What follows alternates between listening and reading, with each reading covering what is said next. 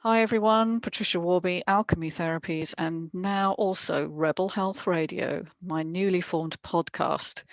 So that's the reason for me wearing this strange headset, but it's also a big welcome to both my YouTube followers and also my listeners on Rebel Health Radio. Now, I've already done a couple of podcasts, a brief introductory one telling people what I'm hoping to do with this channel. I'm basically hoping to discuss all things related to holistic health, looking at the world from a very different mindset from the one we're being actually shown at the moment. And also going to interview some people involved in holistic health or integrative medicine. And I'm hoping also to review both tools and books and webinars and anything that I think will be of interest to you. So I'm hoping to distill this information for you so that you know quality when you come across it, so that you don't have to, as we know, social media is so vast these days, finding really good shows or really good books or really good articles that actually inform you is very, very difficult. So that's my background as it happens. I'm a former scientific researcher.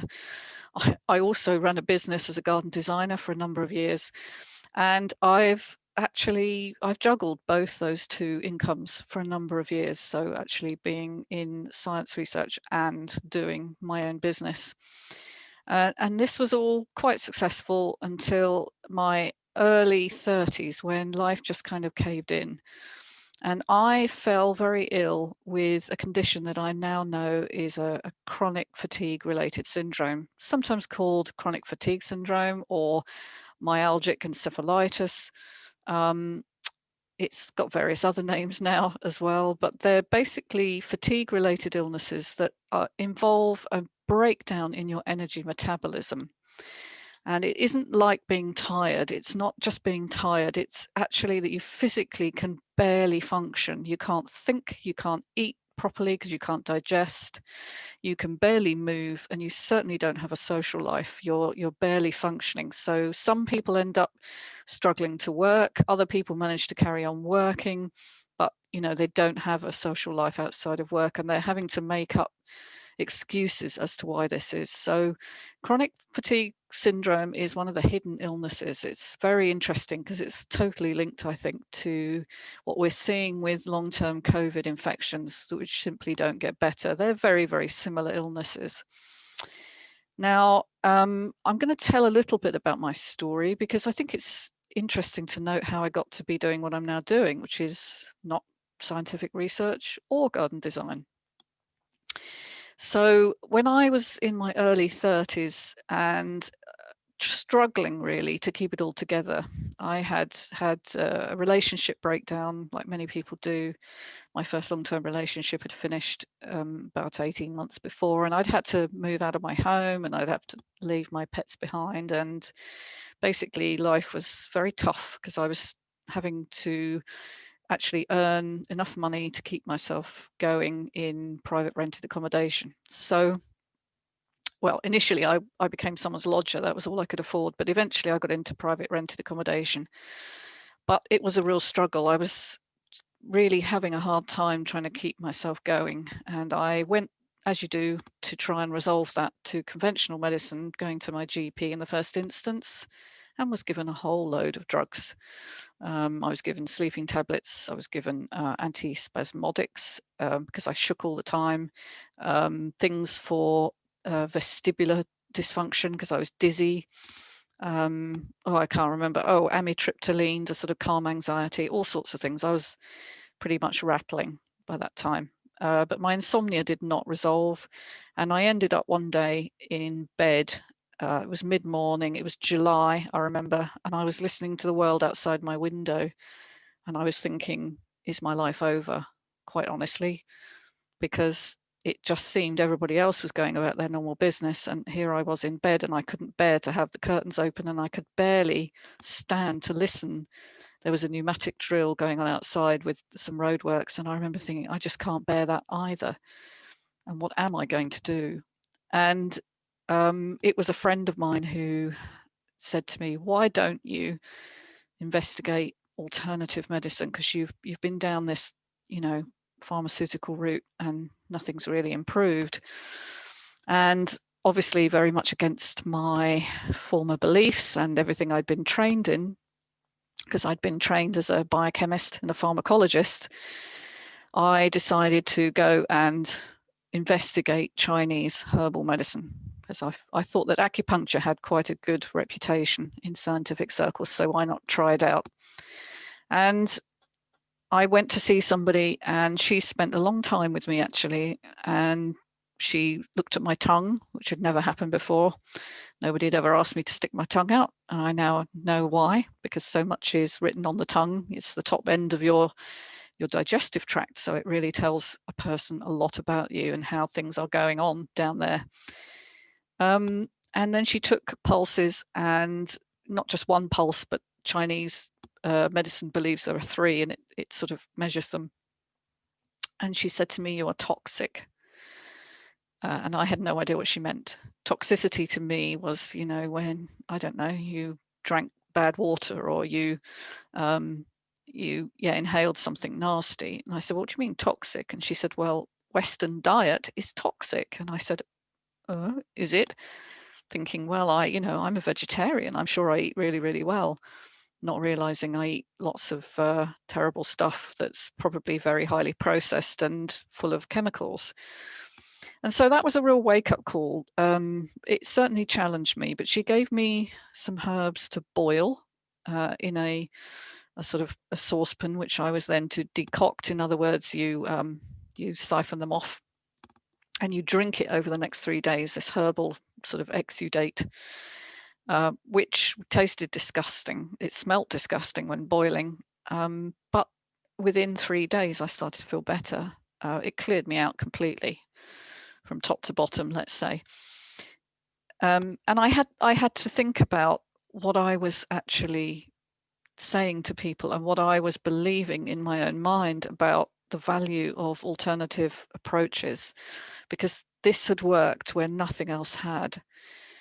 So that began my journey, really, and I started to look into other fields of inquiry. I learnt to do something called emotional freedom technique, which is a form of sensory stimulation, which I've done quite a few videos on, where you tap on the body. It's sometimes also known simply as tapping, which was profound and again shocked me, because how on earth can you explain why tapping on the body would change anything mentally or psychologically? But it does. And of course, I now have answers to that. And then I studied Reiki, which is a form of energy healing. And again, conventionally, you can't explain how that could possibly work, that via just not even touching somebody, but actually placing your hands near their body, you can actually feel the energy flow, but you can also influence the energy flow to restore harmony in their body. That's not explainable unless you know quantum physics and you understand sort of a quantum view of biology, which again, I now know. And finally, I went and studied massage, very much because I had been helped a lot by massage in my own recovery, by actually being able to physically relax, because I realized, in fact, that I was very highly stressed, that my normal was incredibly stressed, and that I had got so used to that, I didn't really know. And so I studied massage, and I thought, well, maybe I'll do that as another sideline alongside everything else. And I launched a business and I advertised for clients. And after the first 6 months, I had a lady come and see me who had said to me she'd been having some disturbing feelings in her body, and she felt she was probably very stressed and that this would be for stress relief. And I placed her on the couch, as you normally do, and covered her in a towel and placed my hands, as you do, on the top of her neck and on the bottom of her sort of back on the sacrum area, and was just getting ready to do the routine, which is, massaging down the back, when she shot off the bed in a sort of jerking movement and began to cough and choke, and her nose started to spontaneously bleed in front of me. And of course, massage school does not prepare you for that. There's nothing in the manual that says, well, if somebody starts to choke and their nose bleeds just because you've touched them. I had enough presence to realize that whatever was going on was not, she was not here. She was not present in her body. She was somewhere else. And so I touched her shoulders as she was standing in front of me, and I said, it's okay, you're here, you're safe. And I don't know where those words came from. A deeper part of me perhaps knew that she didn't feel that she was here, and she didn't feel she was safe. And I needed to find out what had happened. We did calm her down eventually, and she did resume treatment with me. And between us, we worked out that I had triggered a procedural or body memory of something that happened when she was between 2 and 3. Now, I'm not going to go into what that was. That would be betraying a confidence, but let's say it was an abuse scenario. And of course, her cognitive brain, the front brain, which we think of as the main part of our thinking, had not remembered that, because it's not fully online until you're about 7. It starts to come online about 3 or 4, which is why a lot of us don't have memories before that age. But our body does remember, because our body is connected to a different part of our brain called the limbic system and the brainstem. And these are together considered to be the more primitive forms of memory and functioning. Indeed, the brainstem is online when you're born, and it's really about suckling, about very routine and repetitive movements that enable you to sustain yourself. The limbic brain comes on, it's really to do with emotions and finding connection with others, because a baby will need to do that very early on. So I started to investigate this, and what I found really shocked me was that most of my notions of health and well-being were being thrown out, because I found that it wasn't just healing the body that was important, it was healing the mind as well, because the mind and the body communicate. And so I had to find that out myself by trial and error. I had to find massage, I had to improve my diet, I had to go for counseling and so on, and eventually got myself into a state of relative health. But I wanted to show people how this can be done much quicker. And that led me to write the book, which I called The Scar That Won't Heal. Actually, the title came to me way before the content came to me. I knew I wanted to write a book, and I knew it was going to be called The Scar That Won't Heal. And the basic premise of the book is, firstly, that mind and body are connected, and that you cannot heal successfully if you ignore the mental component, or more accurately, the emotional mental component of yourself, your body, your healing. But the other really important thing that I found when I was doing the research for the book, which became the basis of my PhD, was that what happens in childhood is recorded. It's memorized in that back part of the brain, and sometimes within body postures, within sort of neurological patterns of tension and holding. I was well known to hold my head forward a lot. In fact, when I first went for massage, that's what I was told. You know, you hold your head, your head's really forward. And I hadn't realized. And of course, a head forward posture is very indicative of somebody they're startled, they're preparing for something bad to happen. And of course, that was my childhood, really. I didn't have an abusive childhood. I had a very quote unquote normal childhood, where I was looked after. I had enough to eat. My parents didn't, argue that much. There was quite a lot of harmony actually over that. But there were things that happened in my childhood that were quite incredibly traumatic. And initially, I was going to write the book from a theoretical standpoint. I was going to talk about this mind and body link and how trauma is stored in the body.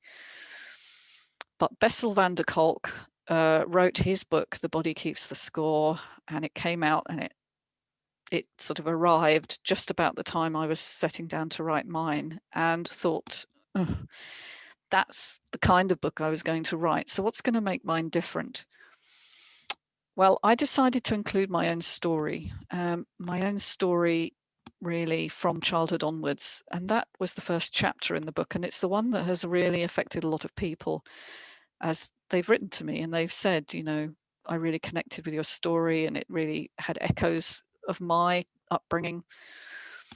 And what I was basically discovering was that certain things trigger responses in the body that may not be considered true trauma. When trauma was first researched back in the sort of late 1990s, early 2000s, it was considered that certain events were highly traumatic. Obviously, things like war, bombing, kidnapping, accidents, divorce, particularly divorce of your parents when you're young, bereavements, all sorts of things like that, that are significant. Growing up with alcoholic parents or drug taking, having a parent that was taken to prison. These are all disconnects for a child, and a child needs attachment to be successfully functional in adult life. But what I had in my childhood was not conventional trauma. It's what I call hidden trauma. And actually, if I were to rewrite the book, I would probably call it hidden trauma. I have actually produced an ebook now, which is available free on my website, which sort of covers this. But basically, the premise is you can have trauma even if you don't have overt events that are categorized as trauma. So what do I mean by hidden trauma?